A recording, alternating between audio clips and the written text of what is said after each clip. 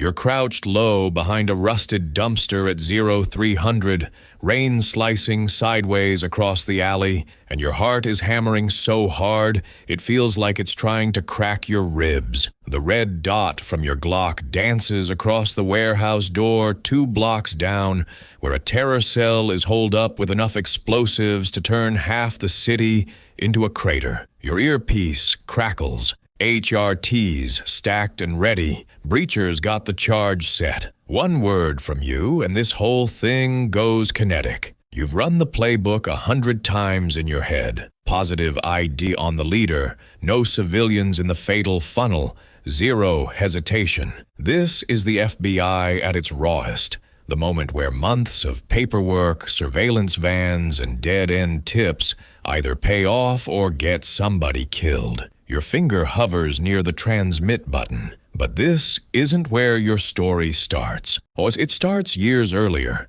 back when you were just another applicant staring at a computer screen, thinking you had what it took to wear the badge. You remember the day the acceptance letter hit your inbox. The process had already chewed you up. Phase 1 test, Phase 2 interview, the polygraph that felt like it stripped your soul bare, the background check that dug into every dumb decision you ever made. Then Quantico, 18 brutal weeks at the FBI Academy in Virginia, where they turned civilians into special agents. You rolled in with a duffel and a head full of TV cop shows. Day 1, they handed you a pistol and told you the rules. Treat every gun as loaded, every scenario as live. The physical fitness test kicked your ass first. Sit-ups, push-ups, the 300-meter sprint, or the 1.5-mile run in the Virginia humidity that felt like breathing soup. You passed, barely. But the real grinder was Hogan's Alley. That mock town became your whole world.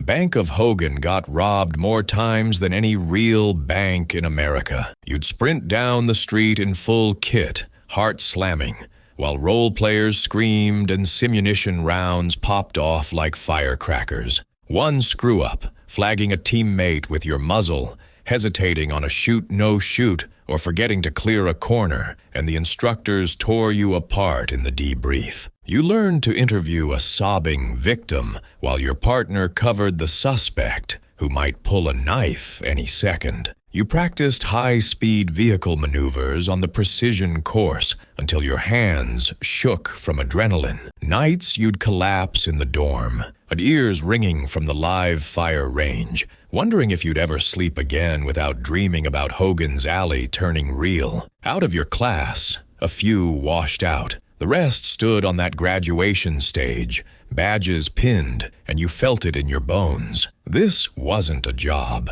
This was a calling. They shipped you to your first field office with a warning.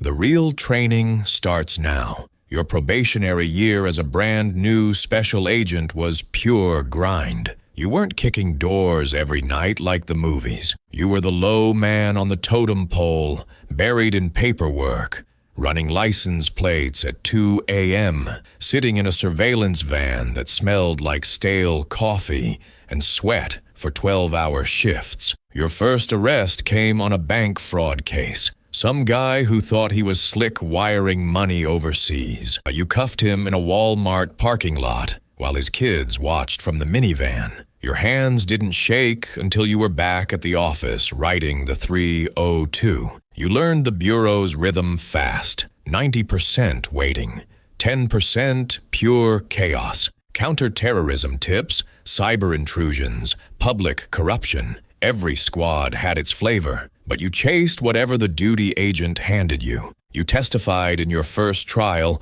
and realized the defense attorney knew every typo in your report. You ate it, fixed it, kept pushing. 2 years in, you made GS-13 and felt like you'd arrived. But the wait was just starting. You hit your stride as a seasoned street agent.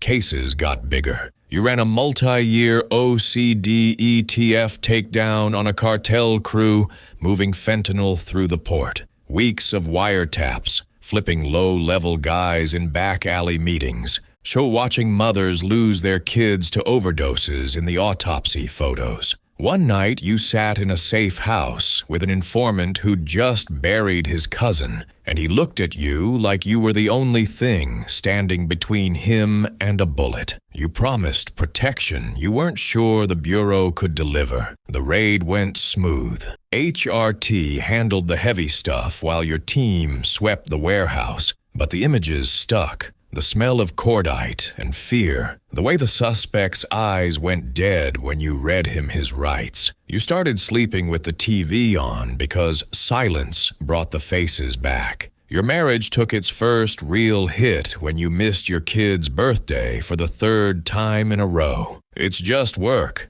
you told her. You both knew it was more. Promotion to supervisory special agent came after 8 years.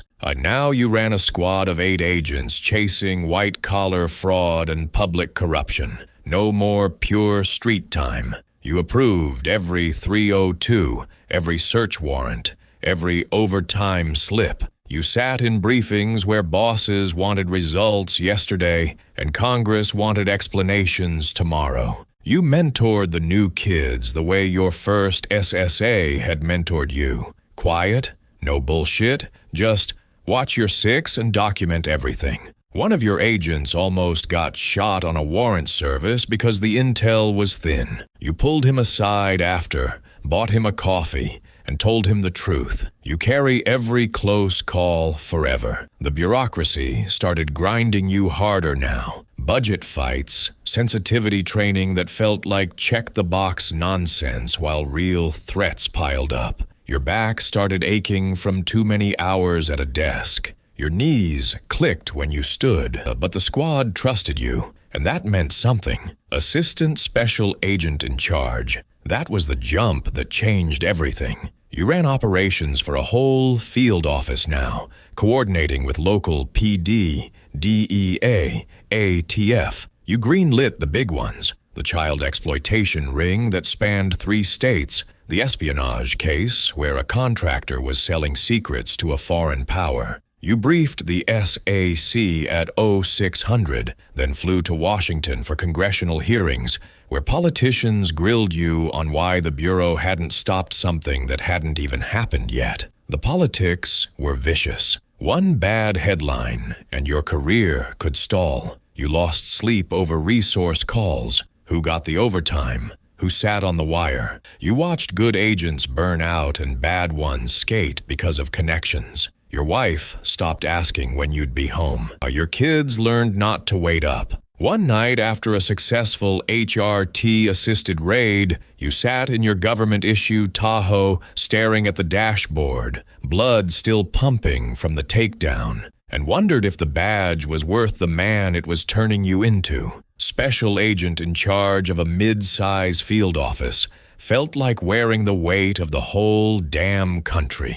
You ran 300 people, agents, analysts, support staff, budgets in the millions, media calls at midnight when a shooting went national. You made the call to deploy HRT on a barricaded gunman holding hostages in a mall. The team executed flawlessly. The hostages walked out alive. But the after-action review dragged for weeks while headquarters second-guessed every frame of body cam footage. You buried an agent who died in a car crash responding to an active shooter. Official line was line of duty, but you knew the exhaustion played a part. You wrote the letter to his wife yourself. The funerals never got easier. Your own body was cashing the checks now. Tinnitus from years on the range, a shoulder that popped every time you reached for your go bag. The job had given you scars you couldn't show in polite company. Headquarters pulled you to Washington eventually. Section chief in the criminal investigative division. Now you weren't chasing cases. You were shaping policy that decided which threats got resources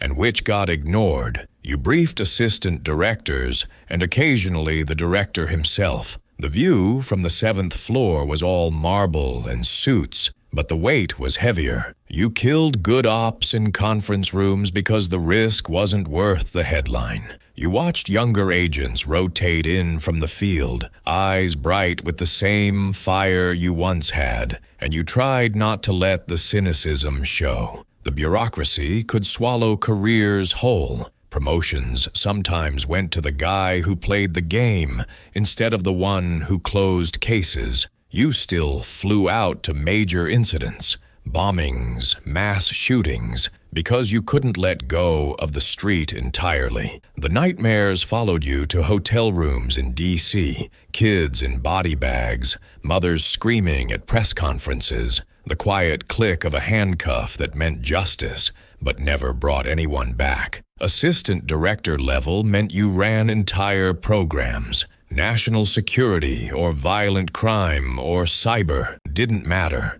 You answered to the executive assistant directors and the deputy director. You sat in rooms with the attorney general and watched decisions get made that would ripple across the country. You testified before Congress and bit your tongue when some senator twisted facts to fit a narrative. The toll showed in the mirror, gray hair, permanent lines around your eyes, a marriage that survived on sheer stubbornness, and the few weekends you could steal. You lost friends to the job, one to a heart attack at 48 from the stress, another who ate his gun after a case involving kids that no amount of counseling could fix. The Bureau's mental health resources helped some, but a lot of agents just sucked it up because admitting weakness felt like quitting. You carried every name. By the time you made it to the senior executive service, running a major division, the job had rewritten you. You planned national strategies,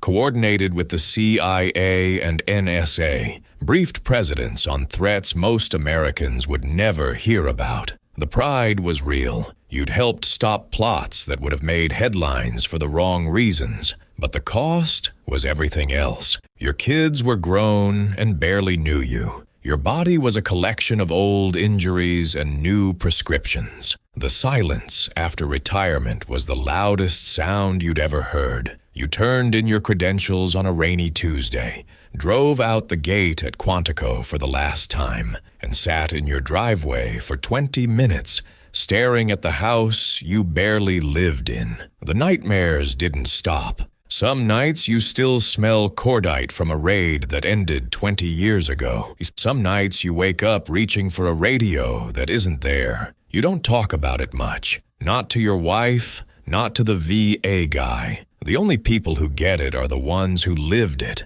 The squad mates you still grab beers with once a year. The ones who nod when you don't finish a sentence because they already know the rest. Right now, somewhere in a quiet suburb, a kid just like you once was is staring at the FBI jobs website. He's got a degree, maybe some military time or cop experience, and that same stupid, stubborn pull in his chest. He fills out the application and hits submit without knowing what's coming. He doesn't know about the vans that smell like regret, the cases that follow you home, the promotions that feel like promotions until the weight hits. He doesn't know about Hogan's Alley turning real, or the funerals where the bagpipes cut through you like a knife. He just knows he wants the badge. The cycle doesn't end. It waits for the next one crazy enough to answer the call. That's the FBI. That's your life at every rank.